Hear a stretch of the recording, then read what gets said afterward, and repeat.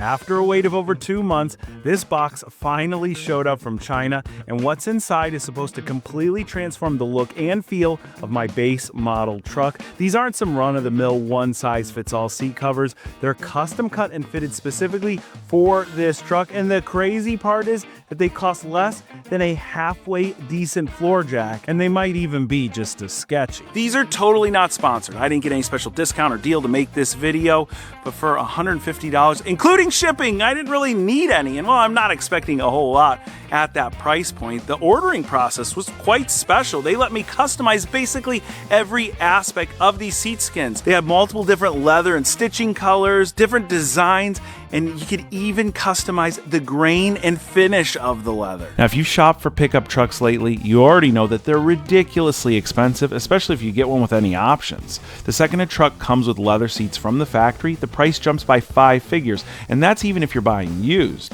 The prices are so out of hand. I bought this 2020 Ram with cloth seats for $20,000 out the door, and I'm planning to upgrade it inside and out and make it more like a $40,000 truck, but on a super budget. So make sure you follow along for the ride. Now, if these things can hold up half as well as a pair of good cowboy boots, I'll be thrilled, because as often as I'm in and out of this truck, well, comfort is no longer optional. It's a requirement, and that's exactly why I wear Tecovas. Now, I've had a couple different pairs of Tecovas for a while now because they're the most comfortable and capable boots I've ever worn, but I want to show you what I recently got done on my Dusties. I got the one of one Sam Crack limited edition Dusties.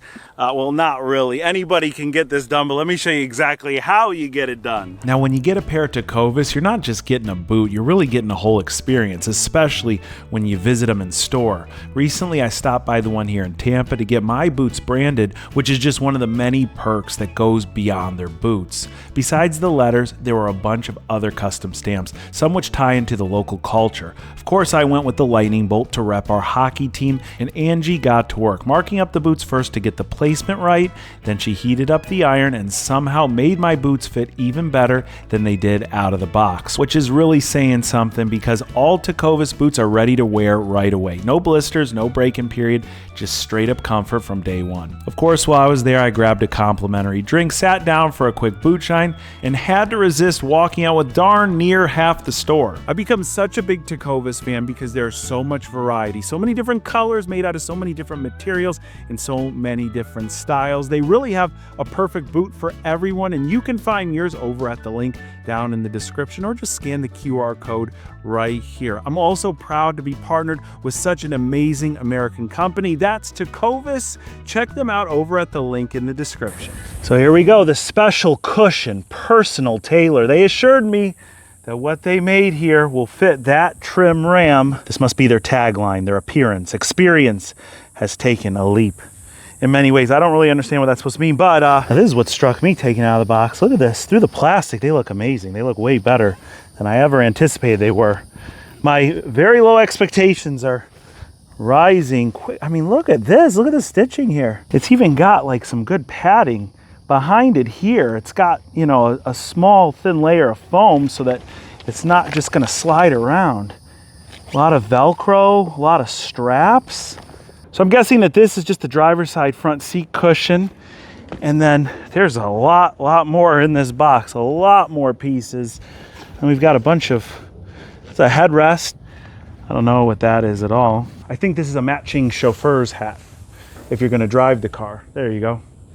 Really, I have no clue what this is. It's kind of got a strange thing. We'll figure that out. Maybe it's for an armrest or something. Now, before we install these seat skins, I just want to show you what we're starting off with, not only so we can do a before and after, but also one of the things I learned is that every single seating configuration in these trucks is different depending on the trim level that you get. So like with the Bighorn here, we have this armrest with a cubby that turns into a 6th chair if you lift it up.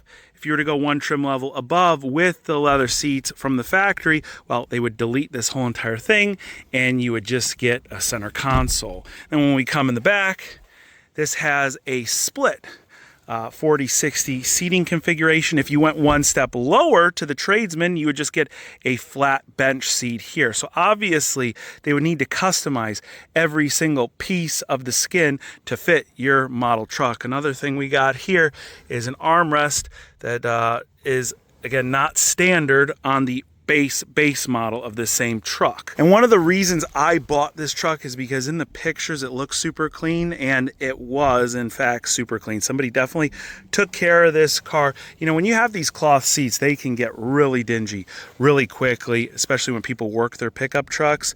And somebody obviously just used this as like a commuter truck. It's in beautiful shape.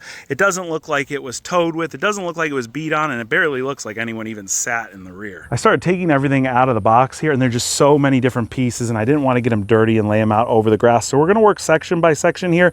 This is the larger portion of the rear seats, and I want to start with this because I'm actually really excited about this. I thought for sure they were going to just leave a big hole where that armrest is. They actually left this zipper section here with a piece of Velcro. So while it's not in use, it stays all concealed. We've got all these little stitched areas around where the seat belts go. The edges are really nice, and then we've got straps everywhere, and then the hooks where everything connects is all on elastic. This has the potential to end up way better than I expected. Now, when it comes to the real expensive leather seat skins, they require you to pull the existing materials off your factory seats. These ones, you don't have to do any disassembly as far as I understand, but you do have to remove things like your headrests, which apparently are very difficult in the back here. There we go. All right. We'll start here with the upper portion, which has the middle headrest already built into it. So we'll kind of hang it with that. So the videos online just kind of show you stretching these holes over the existing headrest pins here.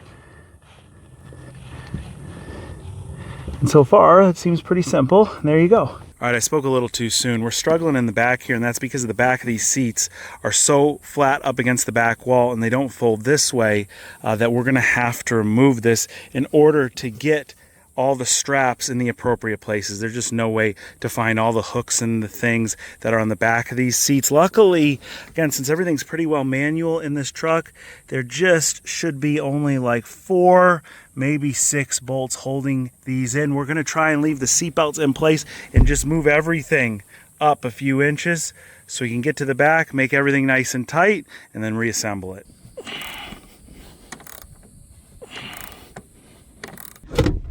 With the seat unbolted, you can see we get just a perfect little amount of room to be able to go run these straps back behind here, and then we'll just tighten each one of them. And besides the straps, each skin has these elastic bands on the sides. And while there's no instructions here, I have to guess that the included hooks just go in the center of the straps, and then you can go and pull the bands to them. Now, I overused these things as I ran out of hooks on just the rear seats. You can see it makes the sides of the covers fit really snugly, and in some areas you can't even tell that they're aftermarket. In others, well, I'll do my best to adjust these. But once we get them 100% on and in place, we'll do a final look over and see what we think. If your truck has the same split seating configuration as ours, and most of them do, it's so much easier to just remove the small rear seat. This is really light.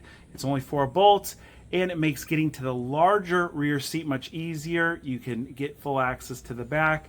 And then installing the seat skin on this while it's out, it's just gonna take a few minutes. You see the rounded part of the seat here where it sits up near the door, and then here's the flat part where it meets up with the opposite seat. You can see where our skin just matches the same exact shape here. Rounded and then flat. Just kind of pull this through on the other side. All right, coming around to the back of the seat, there's the 2 straps. So just kind of do that, and with the seat folded flat, it slides out. Really simple. Any of the spots where I'm still seeing the factory gray stuff, you just kind of massage everything into place, pull it on one end, and check that out. That hides pretty much everything there. Find either side strap here.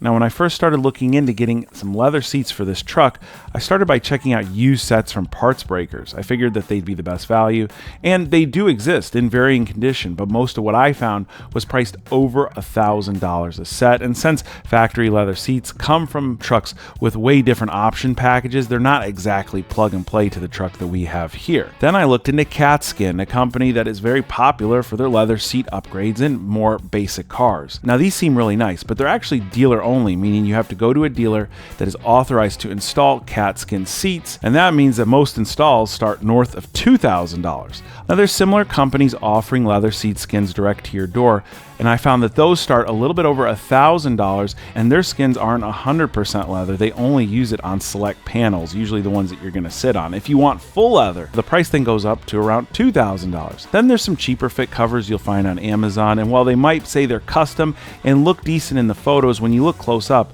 they're just that. They're covers. A lot of them don't even wrap around the whole seat. They have a very aftermarket look, and for some reason, so many of them have these huge brand logos slapped across the back. And that's why I was so skeptical about these $150 seat skins. They're obviously not real leather for that price, but they feel good, and so far they look surprisingly good. And having done all the rest of the seats at this point, I could tell you that it's easier to start with the bottoms first, then do the seat backs. Now on the front seats, you actually got to go and unhook the factory elastics from the bottom of the cloth here. And when you do, you can find the seat crease, and that'll allow us to pull our seat skins through. Here's where it starts to come together. When you take all the excess fabric and just tuck it into the seat trim, it starts to look factory, especially here in the fronts. A few small adjustments go a very long way, and this seat bottom looks and fits awesome. Like on the other seats, we just take the straps, run them under the seat, and it's all self-explanatory. The seat tops in the front slip over like a glove, and you have to rock it on side to side. It's a very tight fit, and the snugger everything gets, the easier it is to zip it up here on the side. Now I know, they zipper in place, that doesn't seem right, but actually the factory cloth seat skins also have a zipper on them, so it's not really out of place. Front headrests are a lot bigger than the rear headrest, but it's the same concept. We're just going to kind of follow the stitching and the curvature. This will be the back, and then there's actually a Velcro on this one, but they've clearly really followed the factory patterns here. All right, everything that's in place, that's going to stay in place, is installed, and I think it came out pretty darn good. Is it perfect? Absolutely not. But for the most part, especially in the back here, since the seats are nice and flat from the factory, I think they look good. And I think if you're peeking through the window, you wouldn't be able to tell that these aren't factory. There are some edges of cloth here and here. If we go in the middle, you could see some there. But in the back, that's about it. Just the outside edges and one little spot there in the middle. These little details is what drove me to make this video, because at first I ordered these just thinking it would be fun for me to throw on the weekend. But when I saw how decent they were for the price, and then I looked up other reviews online, there's really not any. The stuff that I've seen are all very short form. They're 30 seconds long, and they're people going, I love my new seat skins from X, Y, and Z seat cover company. They fit perfect, and it ends right there. You see a few beauty shots, and you really don't know how they fit. Now, speaking of fitment issues, the best and the worst fitted parts are right here in the front seat. And just from this perspective, I think that the bottom part looks amazing. There's no cloth. There's nothing poking out or showing. It fits tight, wrapped all around there. And again, just looks nice. It feels really incredible. I want to tell you, I'm surprised that this doesn't feel like straight up plastic. It reminds me a little bit more of like that faux leather that they use on a lot of the Euro cars. And then the seat back here, this is where you can kind of see. It looks strange because it's flat right here. And there's a bit of a curvature to the seat from the factory. Because of that, the center portion here gathers some air. When you sit on it, it's a little bit squishy at first until you settle in. And that's the difference between $150 covers and a $2,000 set of cat skins, is that they're going to have mounting areas in the inside of the covers, and it's going to stay fitted tightly up against here. If we could suck all this air out, it would look 10 times better. For 150 bucks, I'm not complaining. I wouldn't change it, and I wouldn't want to pay a whole lot more either for something so similar.